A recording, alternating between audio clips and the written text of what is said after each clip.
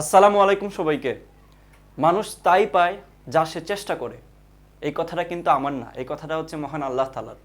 সূরা আন-নাজম আয়াত নম্বর ৩৯, এখানে বলা হয়েছে মানুষ তাই পায় যার জন্য সে চেষ্টা করে। সো আশা করি যেখানে মহান আল্লাহ তাআলা আমাদেরকে বলতেছেন যে মানুষ বা বান্দা যেটার জন্য চেষ্টা করে, বারবার হাল ধরে থাকে, সেটাই পায়, আজ হোক কিংবা কাল হোক। সেখানে এই জিপিএ এর জন্য তোমার আসলে ভেরিয়ার কোনো কিছুই না। এটার প্রমাণ আমি তোমাকে এখানে দিতে পারি। এই যে দেখো, জাস্ট একটু তোমাকে প্রমাণটা দেই আমি। এই যে এখানে আমাদের যেই কোর্সে যারা ছিল প্রায় এখানে 200+ স্টুডেন্ট কিন্তু চান্স পাইছে। এই যে দেখো 61তম 90তম সহ আরও অনেক ভালো ভালো রেজাল্ট আছে এখানে, কিন্তু ম্যাক্সিমাম কিন্তু সেকেন্ড টাইমার ভাইয়া, ম্যাক্সিমাম কিন্তু সেকেন্ড টাইমার।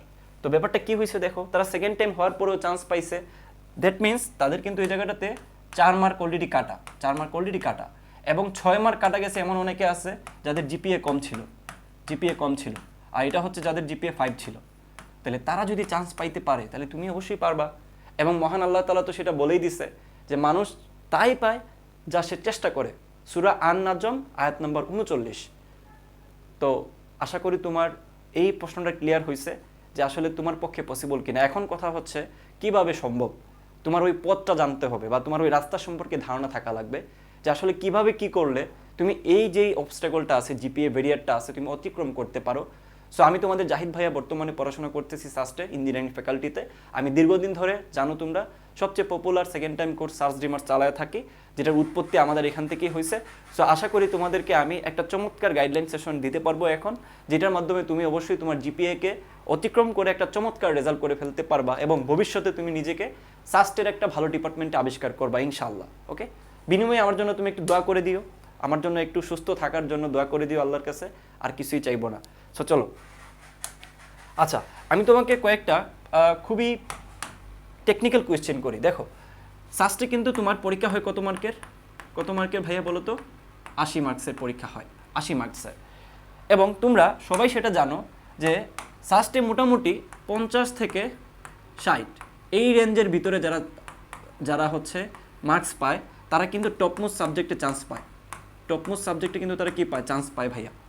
তাইলে তুমি অলরেডি বুঝতে পারতেছো যে অ্যাকচুয়ালি এখানে কি পরিমাণ মার্কসের ডিফারেন্স থাকার পরে অনেকে ভালো সাবজেক্ট নিয়ে পড়ে। তার মানে অবশ্যই তোমরা এতক্ষণে বুঝে গেছো যে অ্যাকচুয়ালি সাস্টের কোয়েশ্চেনটা কেমন হয়। সাস্টের কোয়েশ্চেনটা হয় ভাইয়া হার্ড, হার্ড।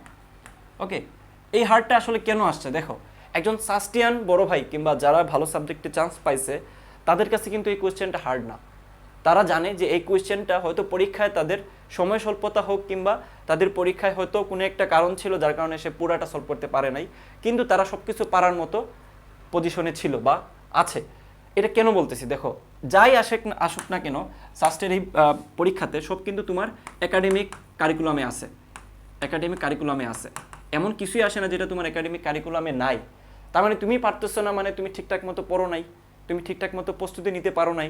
তাইলে তুমি এই জায়গাটাতে কি চিন্তা করবা? সে ফর এক্সাম্পল তোমার জিপিএ ভেরিয়ারের কারণে মনে করো যে 6 মার্কের মতো কাটা গেছে, 6 মার্কের মতো তুমি কি খাইছো, নেগেটিভ খাইছো। দ্যাট মিনস দেখো তোমার 80 মার্কস থেকে already 6 mark minus, that means হচ্ছে এখানে 74 মার্কস কিন্তু তোমার থাকতেছে। তাহলে তোমার মাইন্ডসেট কি থাকবে দেখো, আমি ওইখানে লিখে রাখছি মানসিক প্রস্তুতি হচ্ছে সবচেয়ে বড় প্রস্তুতি। মেন্টালি যারা ঠিকঠাক মতো চিন্তা করতে পারে তারাই চান্স পায়। তুমি এখানে কি চিন্তা করবা? তুমি চিন্তা করবা যে ভাই আমার এখানে আসলে 80 মার্কসের পরীক্ষা আমি দিচ্ছি না, আমি দিচ্ছি এই যে 74 মার্কসের পরীক্ষা। তাহলে একই তো কথা দাঁড়ালো, তাই না? তুমি তো এমনিতেই 80টা পারবা না, সবাই 80টা এমনি পারে না, কয়েকজন ছাড়া, কয়েকজন এক্সেপশনাল থাকে, বাকি সবাই কিন্তু এই রেঞ্জে মার্কস পায়।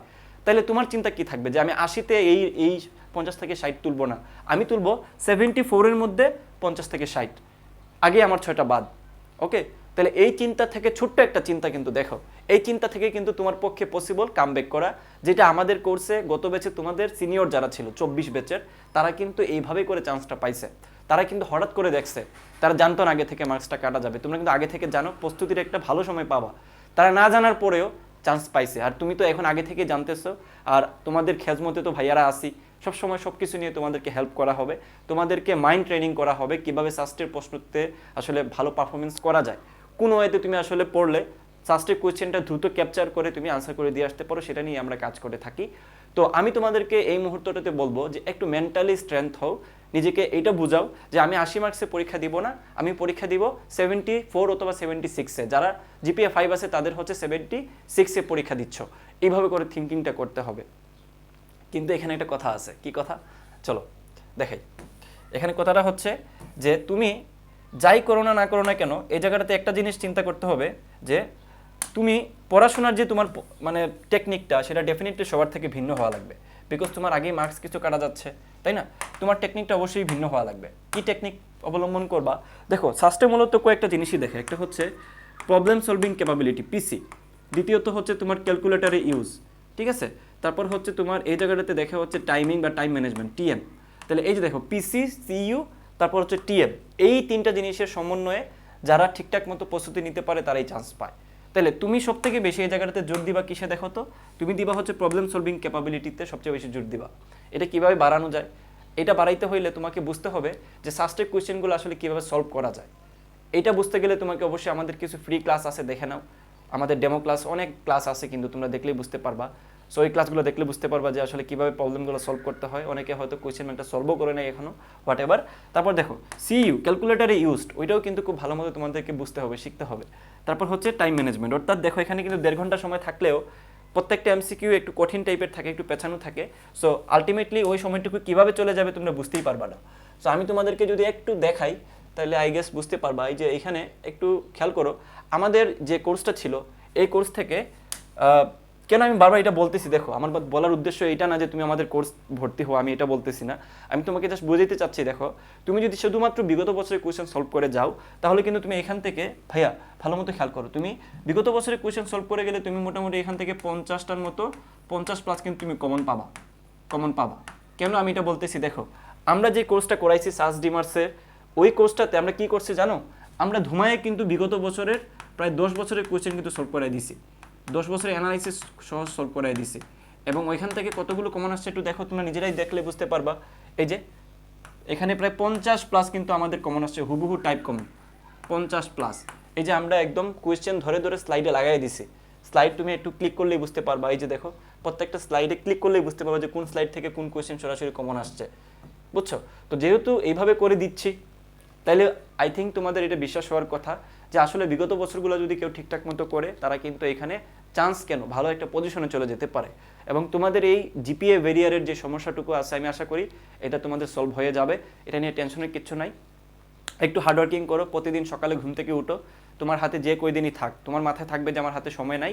ঘুম থেকে উঠে আল্লাহর নামে পড়াশোনা শুরু করবা। তারপর গাইডলাইন মতো ভাইয়ের গাইডলাইনগুলো ফলো করবা, যে কীভাবে ভাইয়ে পড়তে বলে, কোন ওয়েতে আগাইতে বলে, কোন ট্রিকগুলো ফলো করতে বলে, সাস্টের জন্য আসলে কীভাবে মানসিকভাবে প্রস্তুতি নিতে হবে, কীভাবে আসলে তোমার আসলে এই জায়গাটাতে ইমপ্রুভ করা যায়, প্রত্যেকটা জিনিস নিয়ে কিন্তু ভাবতে হবে। এই ভাবনাটা জরুরি। সবাই শুধু পড়ে বইটা, কিন্তু শুধু পড়া লাভ নাই, তোমাকে বুঝতে হবে যে আমার কোন জায়গাটাতে ইমপ্রুভমেন্ট দরকার। এবং এটা বোঝার জন্য হইলেও কিন্তু একজন মেন্টরের দরকার, তাই না? আমার নিজেরই হচ্ছে মেন্টর লাগে যে কোনো কাজে, সো তোমাদেরও তো মেন্টর দরকার, প্রত্যেক মানুষেরই মেন্টর দরকার। হুমায়ুন আহমেদকে তো চেনো তোমরা, হুমায়ুন আহমেদের মেন্টর ছিল হচ্ছে আহমদ ছফা। তাহলে এত বড় গুণী মানুষের মেন্টর যদি থাকে তাহলে তুমি তো কিছুই না, আমি তো কিছুই না, আমাদেরও মেন্টর প্রয়োজন। সো তোমার মেন্টরের কেন দরকার? দেখো এই হচ্ছে তুমি, এবং কোনো একটা কারণে তোমার কিন্তু মনে হচ্ছে যে কিছু কোয়েশ্চেন মাথায় আসতেছে যেগুলো আনসার তোমাকে কেউ দিচ্ছে না, বা তুমি পাচ্ছ না প্রপার আনসার, কাকে তুমি বলবা বা কে আনসার দিবে, ওইটা কিন্তু তুমি আমাদের এই প্ল্যাটফর্মে মেন্টরশিপ ক্লাসে পেয়ে যাবো। মেন্টরশিপ ক্লাসে কী হবে, তোমার প্রশ্নগুলো আমরা সরাসরি শুনবো, আমি শুনবো, শুনে তোমাদেরকে আমি কিন্তু ওই অনুযায়ী সলিউশন দেওয়ার চেষ্টা করবো আমার যতটুকু জ্ঞান আছে। বিগত বছরগুলোতে এই কাজটা করছি, তোমাদের ক্ষেত্রেও সেম কাজটা করা হবে। সো টেনশনের কোনো কারণ নাই। তাহলে আরেকটা জিনিস তোমরা একটু খেয়াল করো, যদি তোমরা আমাদের এই কোর্সটাতে ভর্তি হতে চাও, এই যে ক্লাস শুরু হবে 1 মে, এবং আমাদের সাস ডিমার্স 4.0 অলরেডি আমাদের রুটিন পাবলিশও হয়ে গেছে, তোমরা হয়তো বা দ্রুত পেয়ে যাবে সেটা।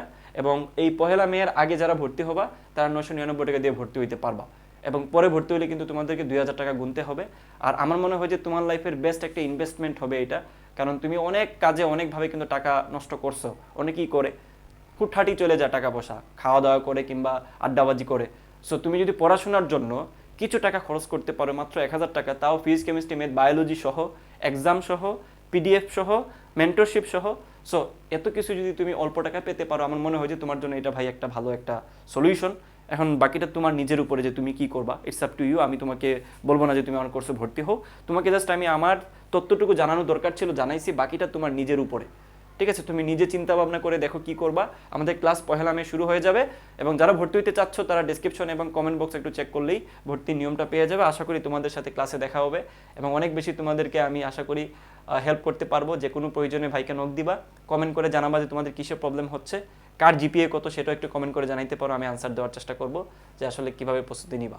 আল্লাহ হাফেজ।